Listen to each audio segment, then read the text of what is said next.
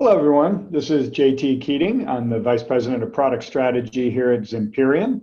And thank you very much for joining us for the webinar today. I hope this finds you all well wherever you happen to be throughout the world.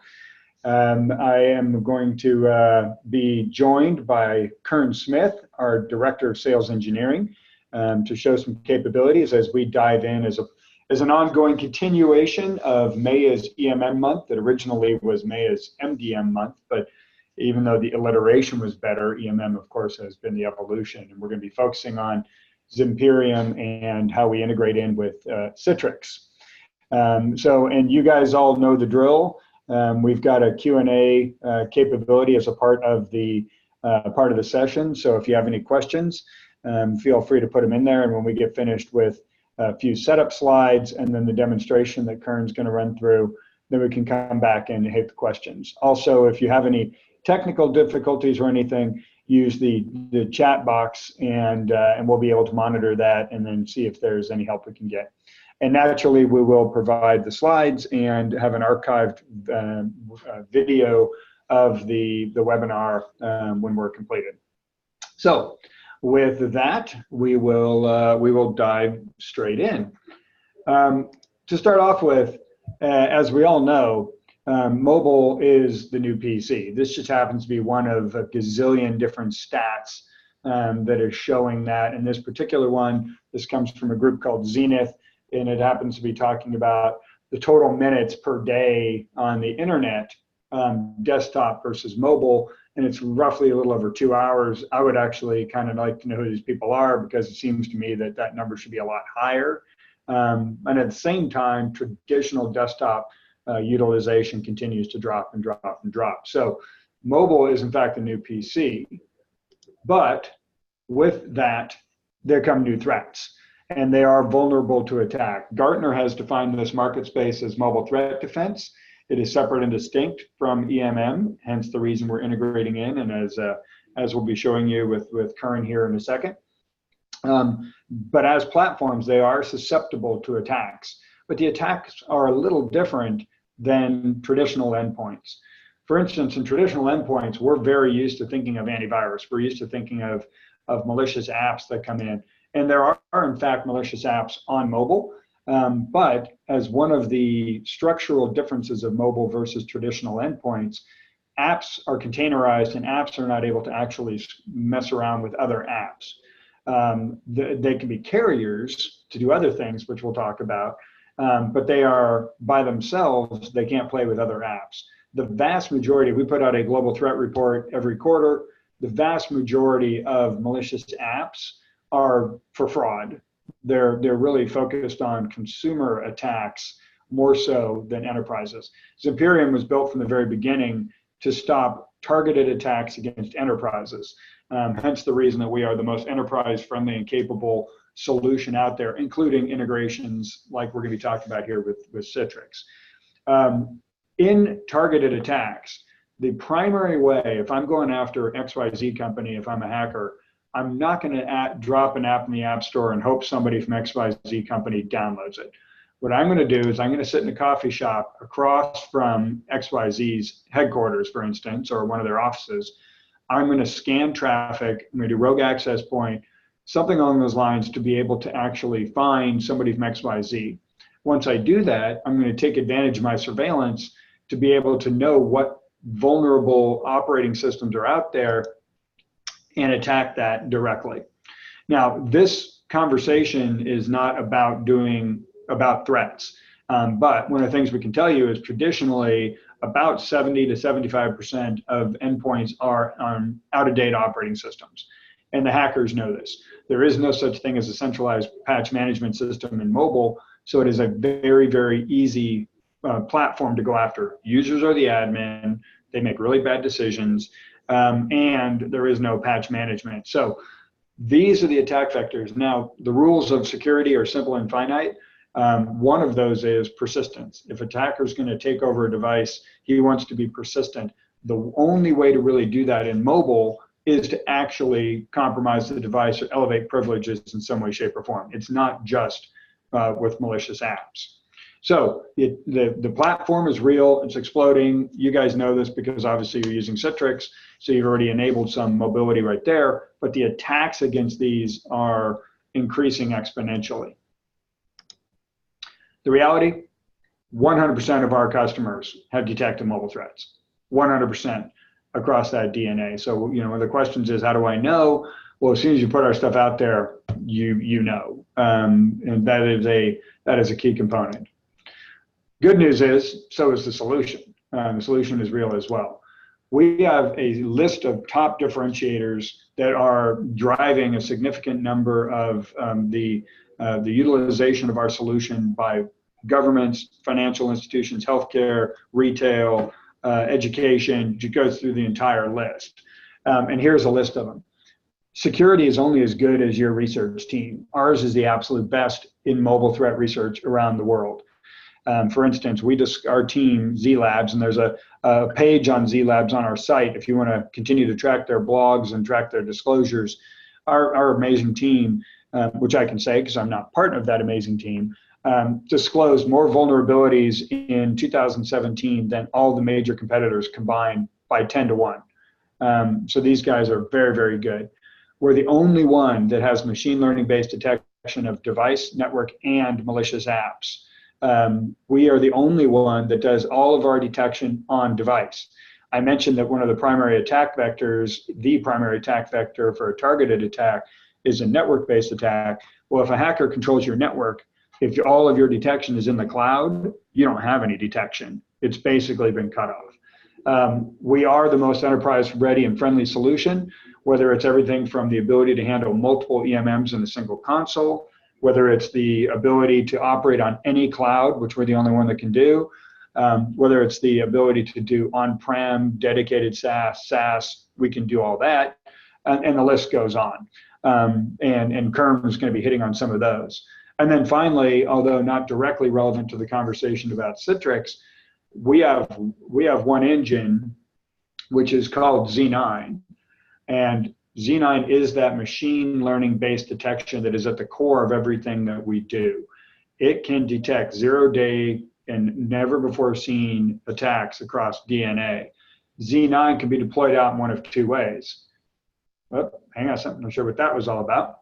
A little glitch in the slide there. It can be deployed out as a product called Zips, which is if you're protecting your device and the data that's on that device 100% of the time, you go with Zips. It is basically like next generation antivirus for mobile devices. That's what we're going to be talking about here today because it's integrated in with Citrix. The other is an SDK where we take that engine and we literally drop that engine directly into any mobile app. And by doing so, we can protect that app and its sessions. Those two directly come into Z-Console, which is what Kern's about to demonstrate for you. Z-Console is the one that can operate on any cloud, as I mentioned. Behind Z-Cloud is a capability called Z3A, which gives us advanced privacy and security information about every app that's in your environment. And so there's malicious apps, which are being detected directly by Z9, but then there's also apps that might be legitimate but are extremely risky, have access to contacts, have access to the calendar, the camera, whatever. And Z3A helps us identify it. It's what Gartner used to refer to as MARS, Mobile App Reputation Service. That Z-Console integrates directly in with the EMMs. As I mentioned, we're the only one that has multi-EMM capability, which Kern will be able to show you here as well. And then the forensics data and threat data, our forensics match is better than any others. That goes down into the SIM solution. Today, obviously, we're here to talk about the Citrix side of things.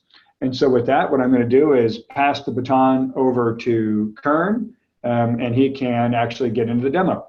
Kern, it's all yours. Great. Thank you very much for that, JT. So what I'm going to do is I'll show my screen here. And what we're going to walk through is the initial integration with the Citrix console between the Z console. And then I'll show you what the experience is on the device as well.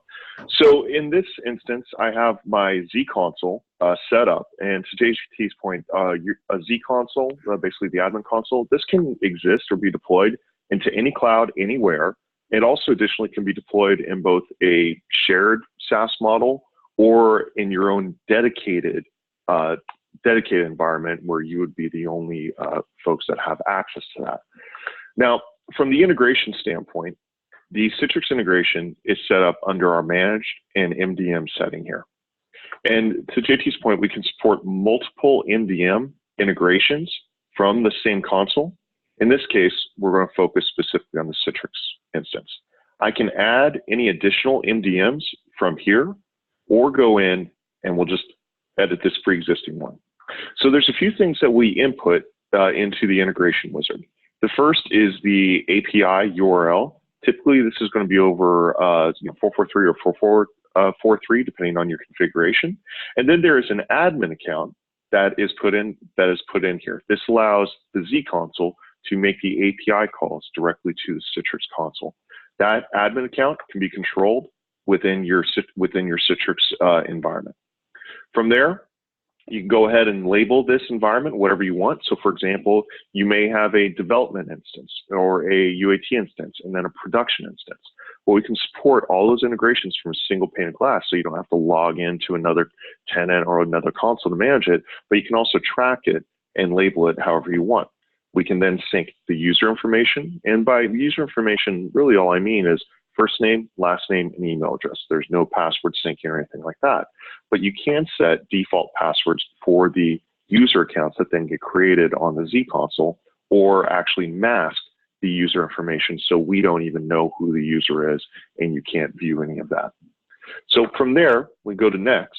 And at this point, I can now start syncing which delivery groups do I want to sync with. Now, this is important because you may not want to deploy or to allow us to sync with all of the users that are in your Citrix console. You may want to be specific and say, okay, I only want to sync with the executives, BYOD, and kind of a catch-all group.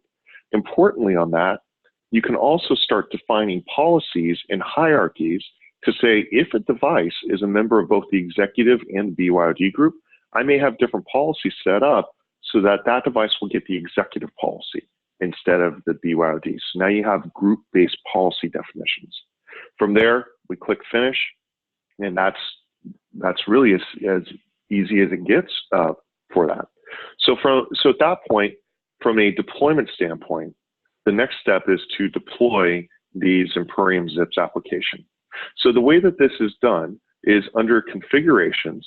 There you can add the Zimperium Zips application for both iOS or Android as either an enterprise or a public application. It's literally your choice. There's no difference in detection capabilities or anything like that. It's a question of, do you want to go through the public app store, or do you want to take an IPA or an APK file that we've already signed for you with our enterprise cert, so there's no signing management or anything like that, any of that complications, and then deploy it as an enterprise application.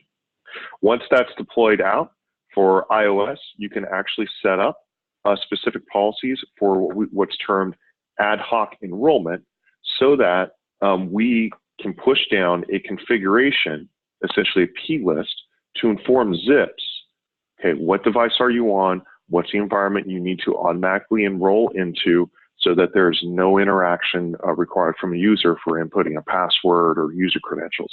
All they have to do is open up and launch the Zips application once, and they're fully protected.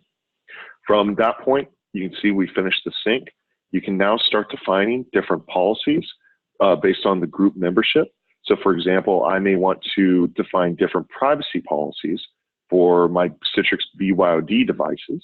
Again, because we do our detection on device, we do not need access to sensitive private information or user information on the device. Zimperium is only concerned about system level data points that are generic to the device itself. So we don't need to, for example, have location data, the application binaries, network information, things of that nature. This is why we have full GDPR compliance that's in place and will be in place as GDPR gets rolled out.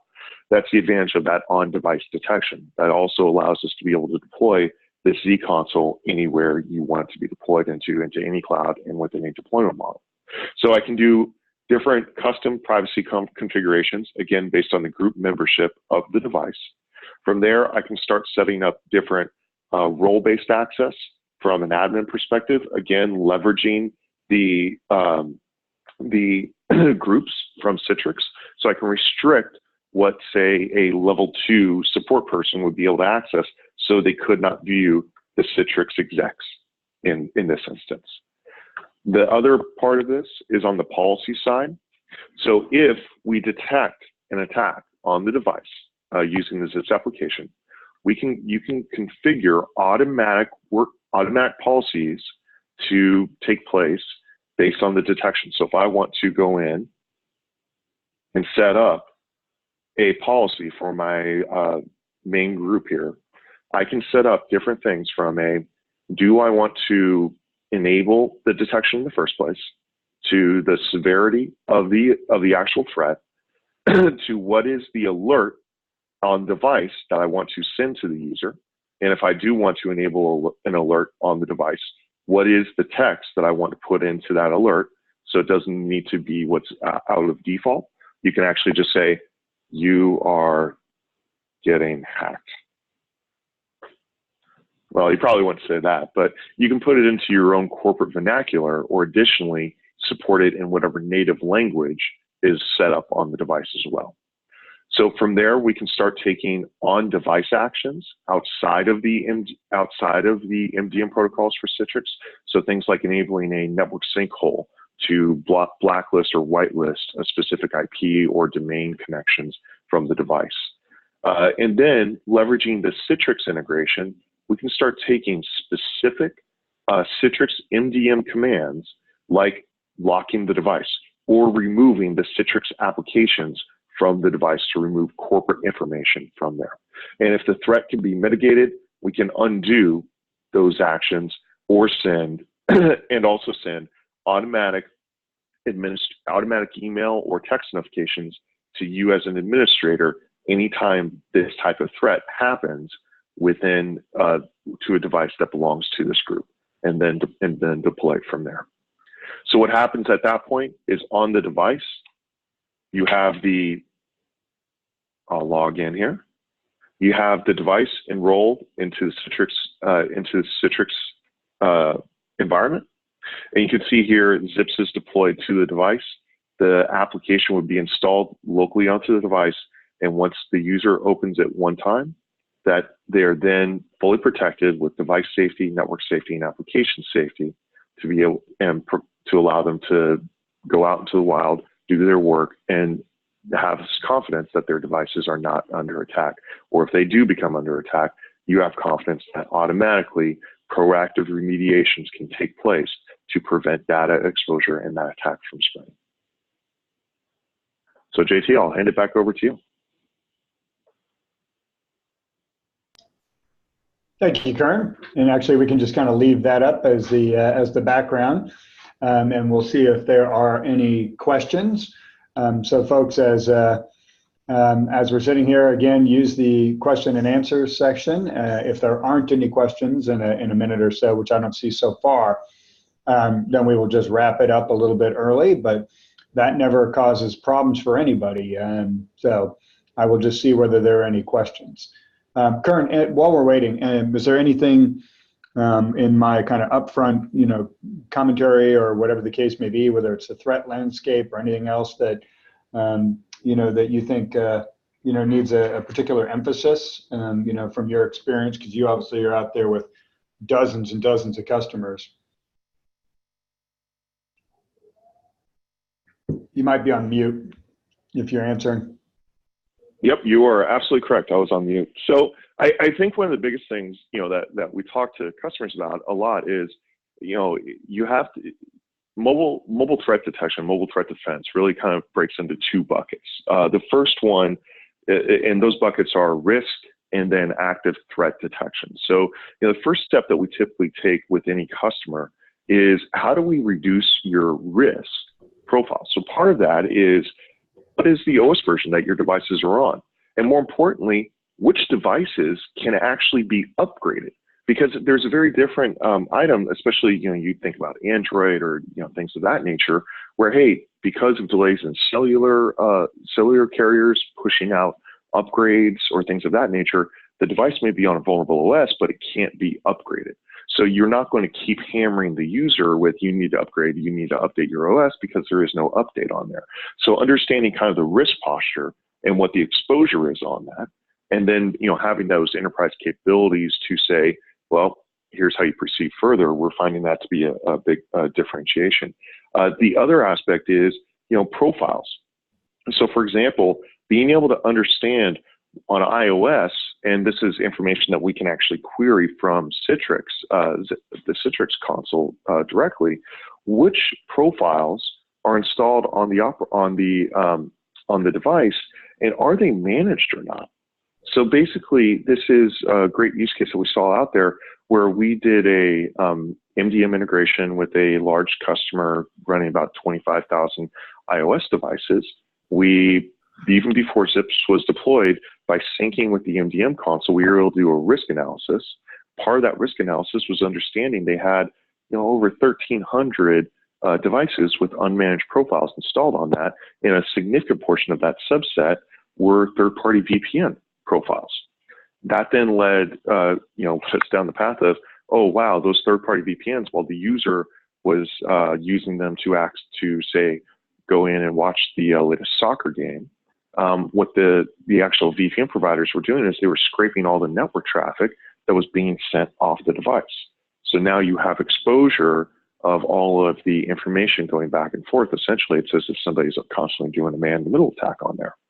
The other aspect is the app side, going into understanding the risk of what are the apps that you have deployed beyond just the is malicious or not. And by the way, we probably have the best approach for determining is the app malicious, especially in an unknown stance, but also understanding what the relative privacy or security risk is of any app that's out there, and then being able to either set policy or dig in deeper to understand what is the actual detailed technical report, what are the JSON reports, executive reports, things of that nature, so you can understand where are the communication channels that are being used, where are the IP addresses, what are the SDKs being used, what's the OWASP summary, things of that nature, and also look at potentially what are the previous reports for previous versions to see if there's any delta between those type of areas.